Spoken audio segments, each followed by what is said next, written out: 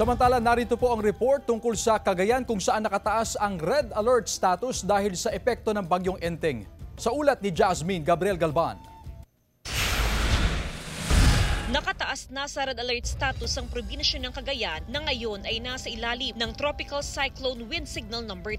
Pinaghahanda ang mga residente sa malakas na buhos ng ulan na epekto ni Bagyong Enteng. Bagamat nasa below normal level pa ang mga major river system sa probinsya, inaasahan ng pagtaas ng antas ng tubig. Yung ating task force lingkod Cagayan, naka-pre-deploy naman po sila at naka-pre-position po yung lahat ng mga assets natin. All 7 stations, all throughout the province. Simula pa kahapon, September 1, ipinatupad na ang no sailing at no fishing policy sa mga baybayin. Hindi na pinapayagan ang pagbiyahe ng mga ferry boats sa Calayan Island.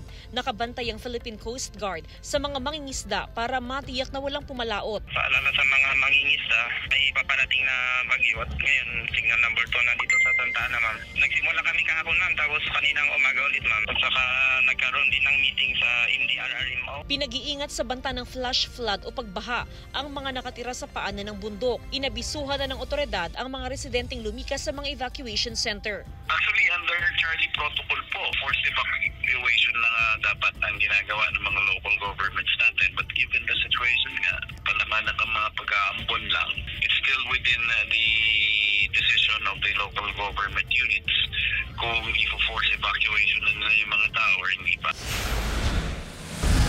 Samantala, mag-aalas 2 ng hapon kanina, September 2, naranasan na ang malakas na buhos ng ulan sa La Union. Halos mag-zero visibility na San Fernando City. Nakaranas na rin ng bagyang pagbaha sa kalsada. Ang ilang estudyante, walang magawa kundi lumusong sa baha. Jasmine Gabriel Galban, One North Central Luzon.